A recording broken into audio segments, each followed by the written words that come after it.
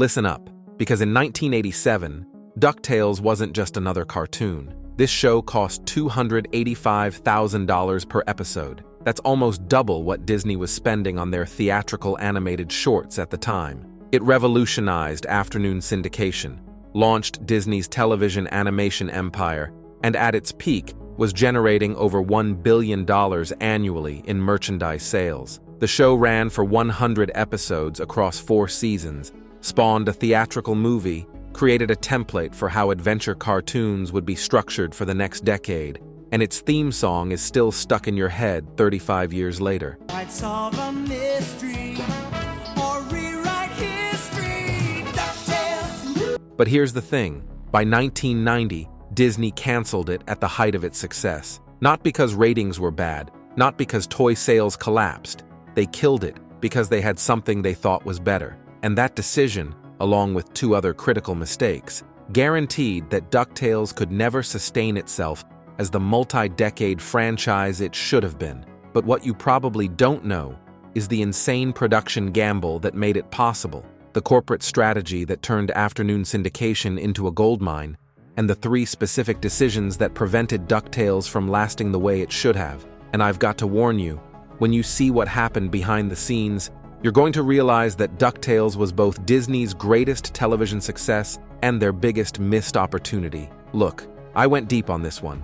Tracked down production budgets, syndication deals, and internal Disney memos to understand how this happened. And man, it's frustrating. We're talking about corporate short-sightedness, creative compromises, and a franchise that changed everything but couldn't sustain itself because the people running it didn't understand what they had. So buckle up, because this is about how Disney accidentally invented modern television animation and then deliberately killed it. How Disney gambled on television. Alright, so here's something most people don't realize. Before DuckTales, Disney actively avoided television animation. Throughout the 1960s and 70s, Disney looked down on TV cartoons. They were cheap, they were low quality, and they were beneath the Disney brand. Sure, Disney had done some television work, anthology shows, live-action series, even some animated specials, but sustained animated series? That was for Hanna-Barbera and Filmation.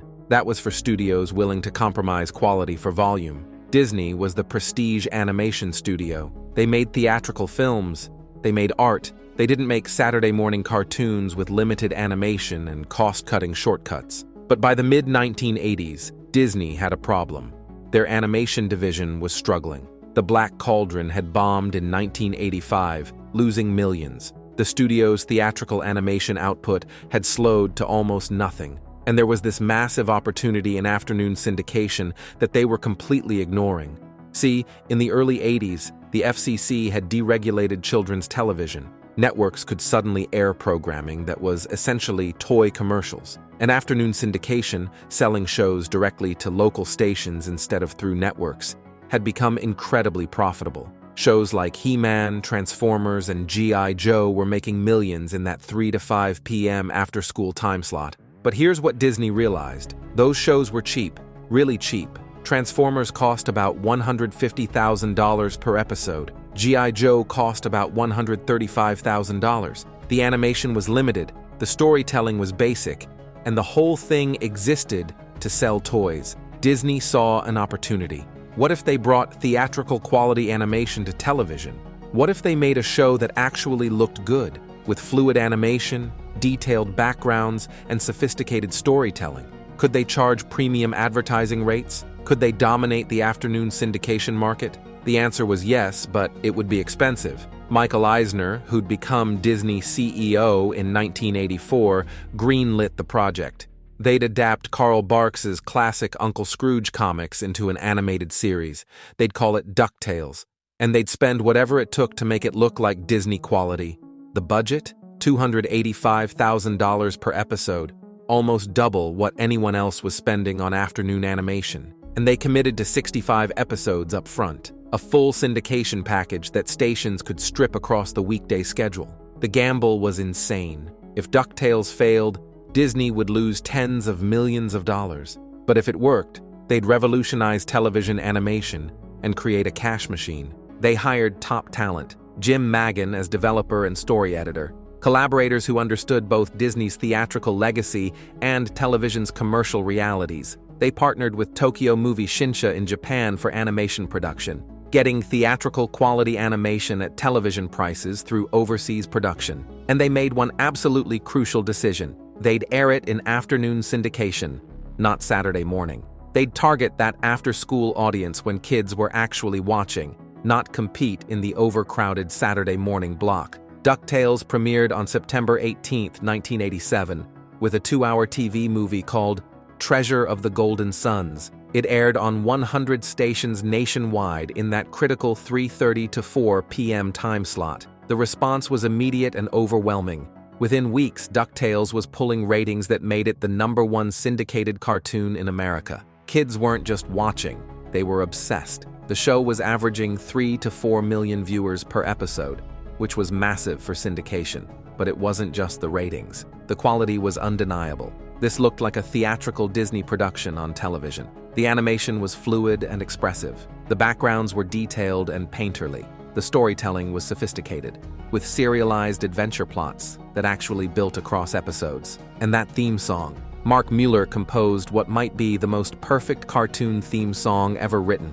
It was catchy, it was energetic, and it perfectly captured the adventure spirit of the show. Even today, people who haven't thought about DuckTales in decades can sing that entire theme from memory. By early 1988, DuckTales merchandise was everywhere. Toys, video games, lunchboxes, clothing, playmates. Toys had the master license, and they were selling millions of action figures. The NES video game became one of Capcom's best-selling titles. Conservative estimates put DuckTales merchandise revenue at over $1 billion annually at its peak. Disney had done it. They'd proven that theatrical quality animation could work on television and be wildly profitable. For 2 years, DuckTales was untouchable. But there were problems, big problems. And those problems were baked into the show's DNA from day one. Mistake number 1, the production model wasn't sustainable. Here's the fatal flaw that ultimately killed DuckTales. It was too expensive. At $285,000 per episode, DuckTales cost roughly double what competitors were spending. And while that budget bought amazing quality, it also meant Disney needed extraordinary performance to justify the cost. The math worked when DuckTales was the only show of its kind, when it was dominating syndication and generating massive merchandise revenue.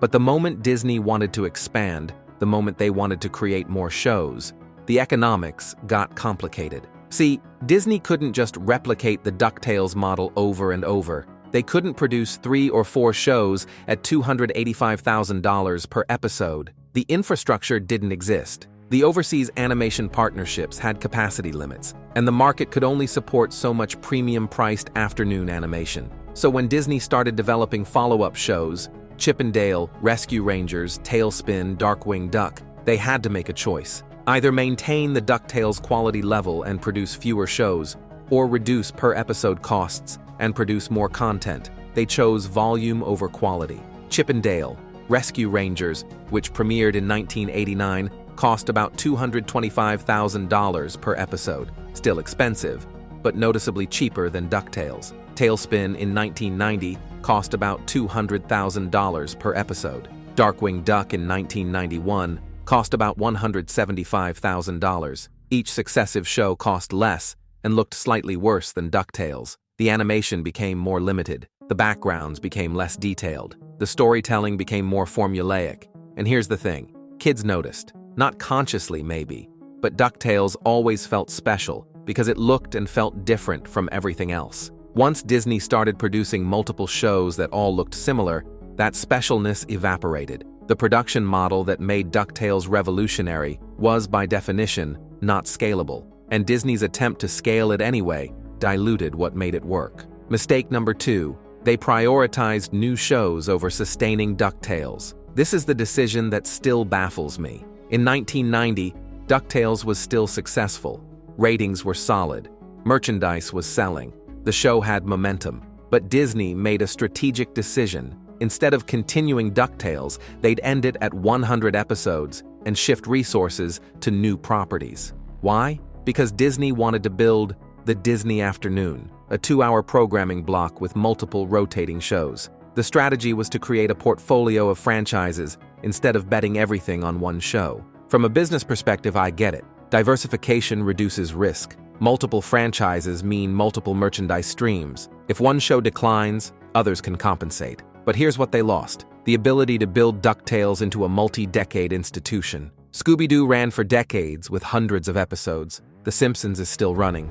Shows that commit to long-term sustainability can become cultural institutions. DuckTales could have been that. The Carl Barks comics had decades of stories to adapt. The world they'd built had infinite storytelling potential. Scrooge, Launchpad, the Nephews, these characters could have sustained another 100 episodes easily. But Disney said no. They canceled DuckTales after season 4 in 1990, even though it was still successful, because they wanted to put resources into Darkwing Duck and Goof Troop. And those shows, they were fine. They were successful. But none of them had the cultural impact of DuckTales. None of them became iconic in the same way. Disney traded long-term brand building for short-term portfolio expansion. And while the Disney Afternoon as a whole was successful, they never recaptured what made DuckTales special. Mistake number 3, they didn't understand their own success. Here's what really gets me about Disney's handling of DuckTales. They never seemed to understand why it worked.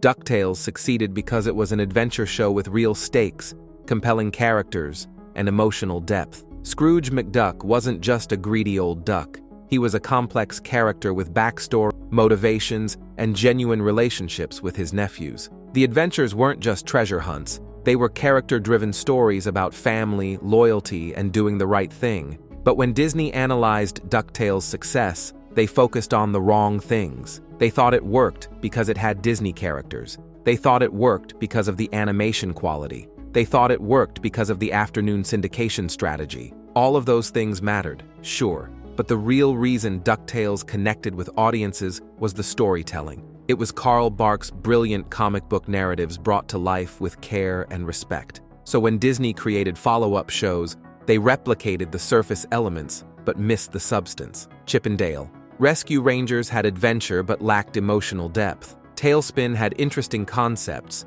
but inconsistent storytelling. Darkwing Duck was fun but ultimately shallow. None of them had the narrative sophistication of DuckTales at its best. Episodes like The Lost Crown of Genghis Khan or Sweet Duck of Youth or Till Nephews Do Us Part, those were legitimately good television with real character development and emotional stakes. Disney spent the early 90s trying to recreate DuckTales' commercial success without understanding its creative foundation, and that's why none of their subsequent shows had the same lasting impact. When Disney finally did bring back DuckTales in 2017 with a reboot, it was successful precisely because the new creative team understood what made the original special. They brought back the character depth, the emotional stakes, the serialized storytelling. They respected what Carl Barks and the 1987 team had built. But that was 27 years later, nearly 3 decades of missed opportunity. When corporate strategy kills creative success. So here's the thing about DuckTales.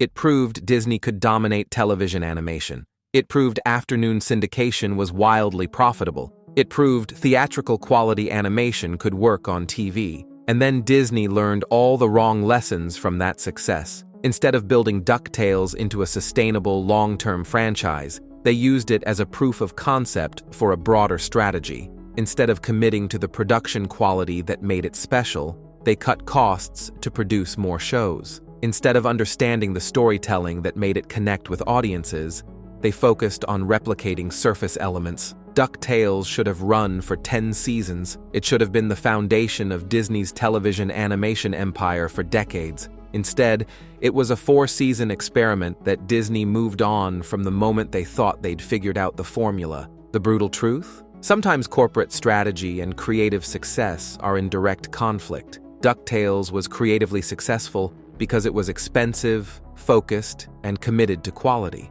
Disney's corporate strategy required diversification, cost reduction, and portfolio expansion. Those two things couldn't coexist, and when they came into conflict, the corporate strategy won. That's why DuckTales lasted only 100 episodes, not because it failed, but because Disney decided its success was more valuable as a blueprint than as a sustained franchise. So that's the rise and fall of DuckTales, a show that revolutionized television animation, generated over $1 billion in merchandise, and created a template that every adventure cartoon since has followed, and then got canceled at the height of its success because Disney wanted to build an empire instead of a legacy. It's a story about the tension between creative excellence and corporate expansion, about how sometimes being too successful too quickly means you don't get to last, about how the people making business decisions don't always understand what made the creative work succeed. DuckTales changed everything, but it could have been so much more if Disney had just let it be what it was, the best adventure cartoon ever made, instead of trying to turn it into a repeatable formula. If you sang the theme song in your head during this entire video, you're my people. Drop a comment and tell me your favorite DuckTales episode. Mine was Time is Money, the one where Scrooge time travels, obviously. And if you're not subscribed yet, there's a lot more animation history where this came from.